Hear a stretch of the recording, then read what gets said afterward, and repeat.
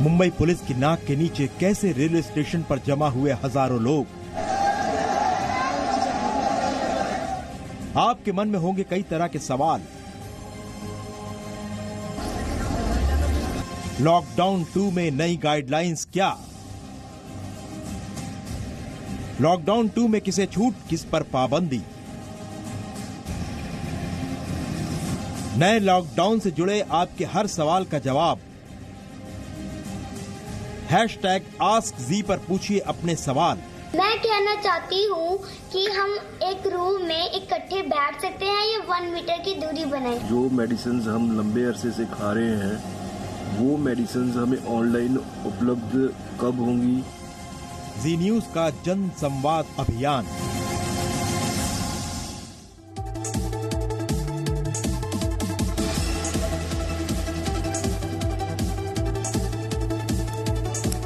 नमस्कार, जनसंवाद अभियान में आप सभी का बहुत बहुत स्वागत। मैं हूं आपके साथ में मानसा मलिक। सबको पता चल चुका है कि लॉकडाउन 3 मई तक रहेगा, लेकिन लॉकडाउन को बढ़ाने को लेकर कई अफवाहें भी फैल रही हैं। ऐसी एक अफवाह मुंबई में फैली कि 21 दिन के लॉकडाउन खत्म होने पर ट्रेनें चलने लगेंगी और इसके बाद मुंबई के बांद्रा रेलवे स्टेशन पर राज्य से बाहर से आए हजारों मजदूर और कामगारों की भीड़ जमा हो गई। इसलिए सवाल यह है कि कहीं किसी के बहकावे में आकर आप लॉकडाउन तो नहीं तोड़ रहे हैं? घर से दूर दूसरे राज्यों या शहरों में फंसे हुए हैं तो क्या करना चाहिए? लॉकडाउन में किसे छूट और किसे पाबंदी है?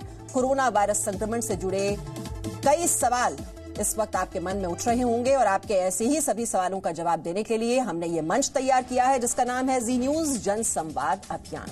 आप हमसे #AskZ पर सवाल पूछ सकते हैं और आपके सवालों का जवाब देने के लिए हमारे साथ एक्सपर्ट्स का पैनल है और आज जो मेहमान इस पैनल में मौजूद हैं उनका परिचय आपसे करा दूं। बीजेपी के प्रवक्ता नलिन कोहली हमारे साथ हैं। शिवसेना के समर्थक संजय गुप्ता को आप देख पा रहे हैं, वो इस चर्चा में हमारे साथ हैं। असम के पूर्व डीजीपी शारदा प्रसाद और सीनियर कंसल्टेंट डॉक्टर अशोक सेठ। लेकिन सबसे पहले हम आपको मुंबई के बांद्रा के बाद पश्चिम बंगाल के मुर्शिदाबाद की तस्वीरें दिखा देते हैं, जहां पर आज भीड़ इकट्ठा होने की घटना हुई है। यहां स्थानीय लोग बड़ी तादाद में लॉकडाउन को तोड़ते हुए बाहर निकल आए। उनका आरोप है कि इन्हें खाना नहीं मिल रहा है। खाना पहुंचाने के लिए प्रशासन की कोशिश नाकाफी है। तो ये मुर्शिदाबाद की तस्वीर आप देख रहे हैं और लोगों की शिकायत है कि खाना इन्हें मिल नहीं रहा है। और आप देखिए ये सोशल डिस्टेंसिंग जो है ये यहाँ पर किस तरह से उसका पालन किया जा रहा है। एक दूसरे से बिल्कुल सटे हुए ये लोग और साथ में इन्होंने जो तख्तियां ली हुई हैं, शिकायत ये है कि इनको खाना नहीं मिल रहा है। और कल की तस्वीर याद कीजिए, मुंबई के बांद्रा स्टेशन पर कैसे हजारों की तादाद में लोग वहां पर जमा हो गए थे। तो देश के अलग अलग शहरों में ये जो तस्वीरें देखने को मिल रही हैं ये बहुत ही चिंता बढ़ाने वाली, परेशानी बढ़ाने वाली है। और बीजेपी प्रवक्ता शहनवाज हुसैन का कहना है कि बांद्रा जैसे मामलों में सख्त कार्रवाई होनी चाहिए। कोरोना की लड़ाई सियासत से ऊपर की लड़ाई है, लेकिन कुछ लोग इसमें साजिश कर रहे हैं। कल भी जिस तरह महाराष्ट्र में लोगों को भड़काया गया, लोगों को गुमराह किया गया, उसमें एक विनय दुबे नाम का व्यक्ति पकड़ा गया है और उसके राजनीतिक संबंधों के बारे में भी सबको पता है। इस तरह से लॉकडाउन को तोड़ने की साजिश कोई करेगा, उस साजिश को नाकाम करना चाहिए। देश के गृह मंत्री अमित शाह जी ने महाराष्ट्र सरकार से बातचीत की है कि आइंदा इस तरह की घटना न हो और पूरे देश में ये जो लॉकडाउन है उसको सख्ती से उस पर अमल किया जाए, ये निर्देश पूरे देश को दिया गया है। तो सख्त कार्रवाई होनी चाहिए ऐसे लोगों के खिलाफ जो लॉकडाउन का पालन नहीं कर रहे हैं। और आज जो गाइडलाइंस जारी की गई हैं सरकार की ओर से, जो लॉकडाउन 2.0 क्या खुला है क्या बंद है, ये देखिए, ये जानकारी आपके पास होना बहुत ही जरूरी है। अस्पताल, बैंक, ATM, किराना स्टोर और डाक सेवा जारी है। क्या क्या बंद हुआ है ये जानकारी भी आपको होनी चाहिए। जितने भी स्कूल हैं, कॉलेज हैं, शिक्षण संस्थान हैं, कोचिंग संस्थान हैं, वो बंद रहेंगे। जितने भी धार्मिक आयोजन हैं, जो पूजा स्थल हैं, मंदिर हो, मस्जिद हो, वो सब बंद रहेंगे। और साथ ही साथ जो परिवहन सेवा है, चाहे वो रेल हो, मेट्रो हो, हवाई यात्रा, वो भी बंद कर दी गई है 3 मई तक। और जो उद्योग हैं वो भी बंद रहेंगे।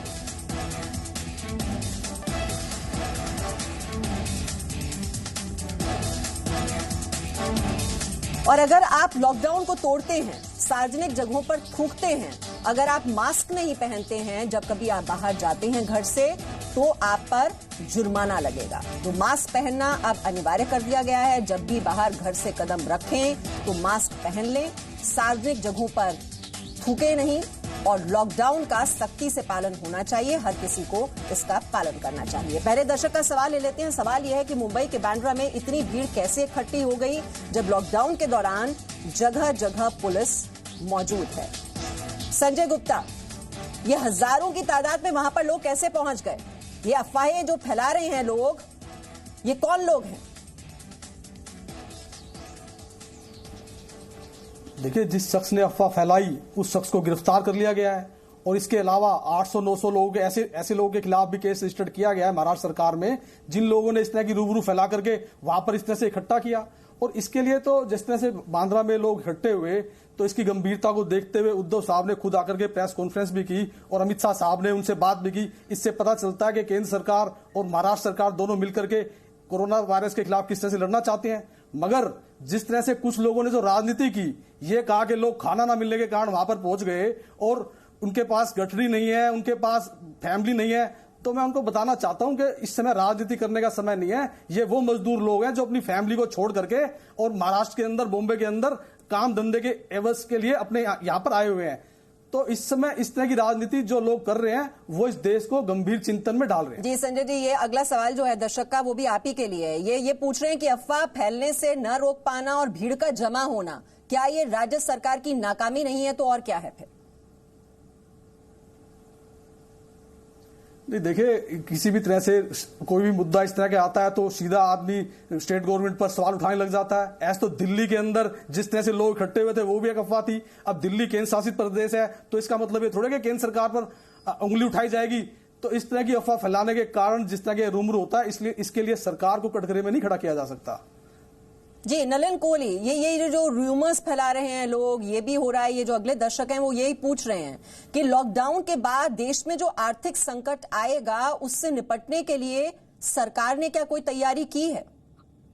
क्योंकि ये जो भूखे लोग बाहर निकल रहे हैं, आपने देखा अभी ये मुर्शिदाबाद की तस्वीरें हैं, वहां लोग कह रहे हैं कि खाने को नहीं मिल रहा है।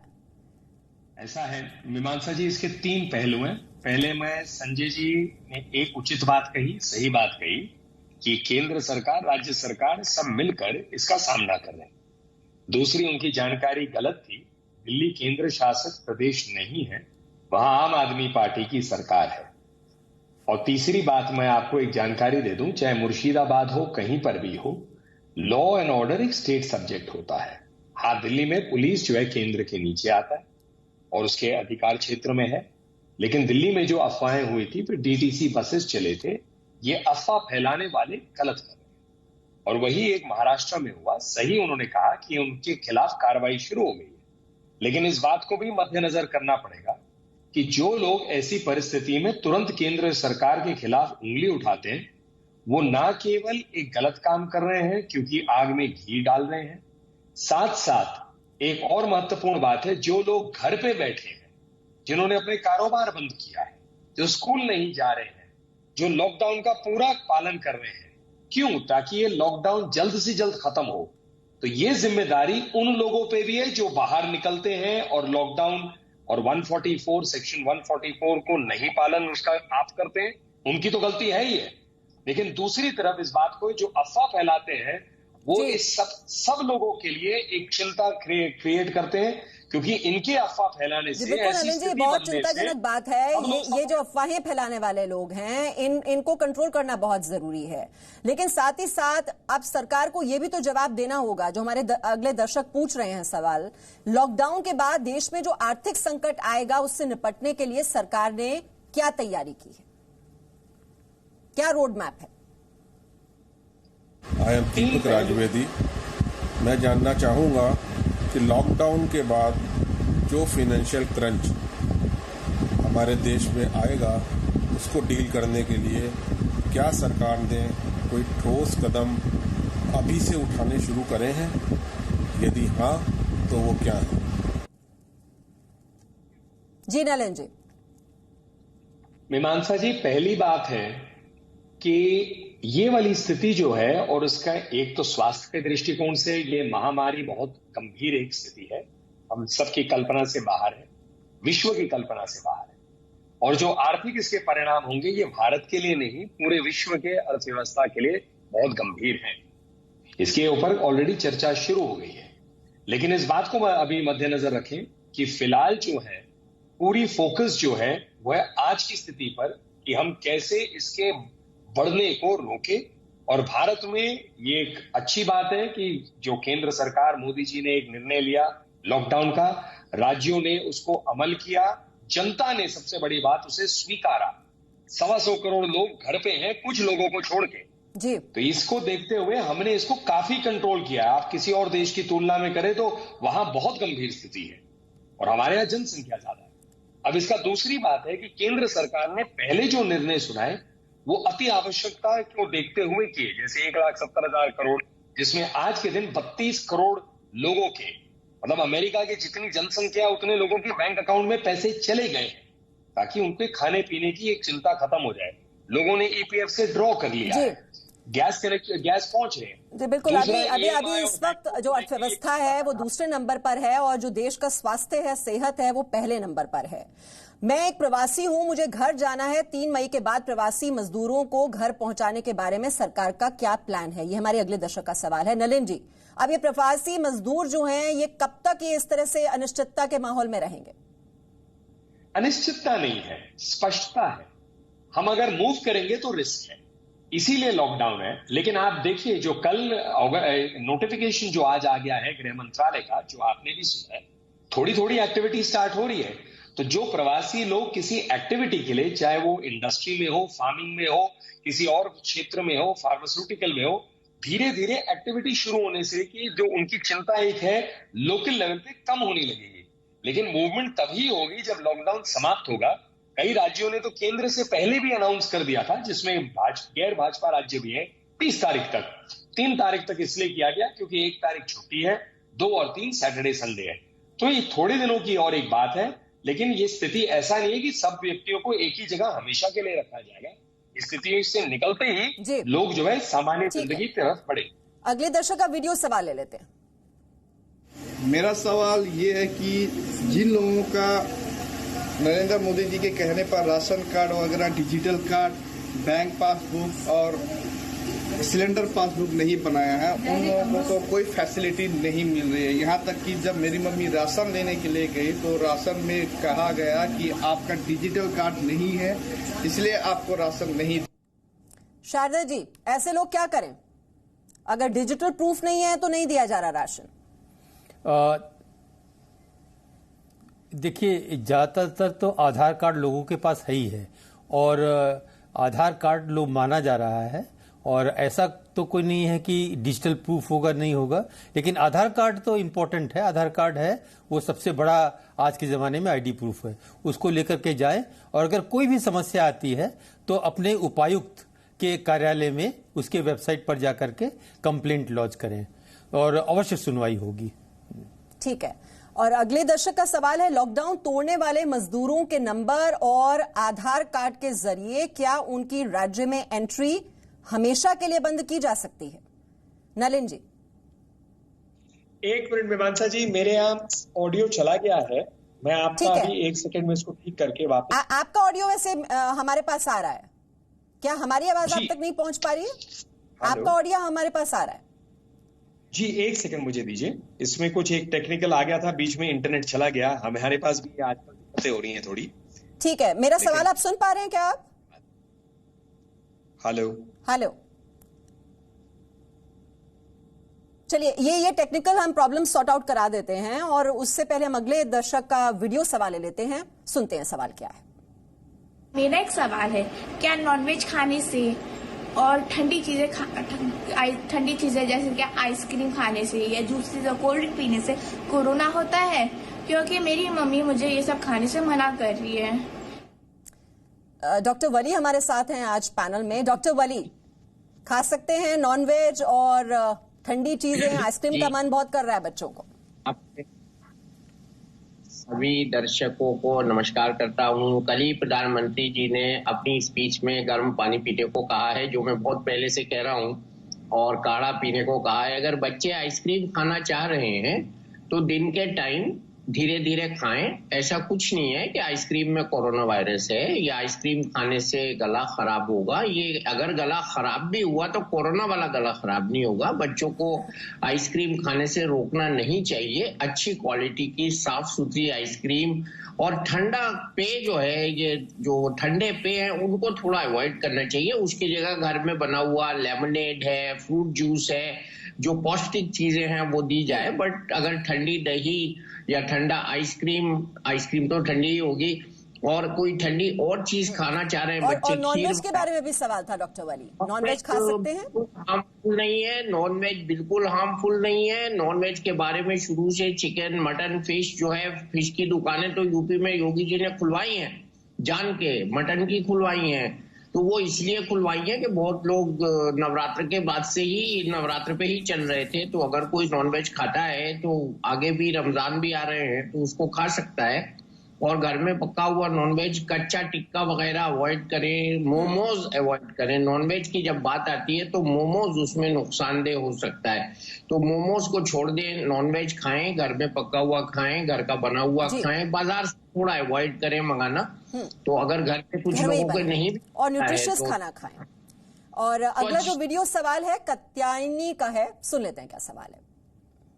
मेरा नाम है कात्यायनी शर्मा और मैं जम्मू में रहती हूँ।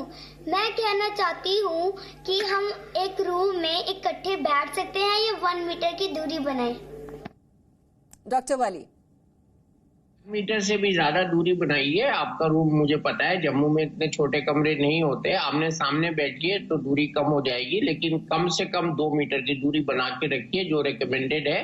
रूम में बैठिए और लेकिन हग मत कीजिए। दादा, मामा, नानी जो घर में बड़े बुजुर्ग हैं उनको हगिंग नहीं कीजिए और मास्क लगा के जाइए उनके कमरे में। आप बिल्कुल अलाउड हैं, उनके कमरे में जाना अलाउड है, उनको हगिंग करना, उनके क्लोज आना अलाउड नहीं है। आप मास्क लगाइए और अपने घर में एंजॉय कीजिए, पजल्स खेलिए, पत्ता खेलिए, ताश खेलिए, एजुकेशनल ताश खेलिए और घर में खुशी खुशी रहिए बेटा।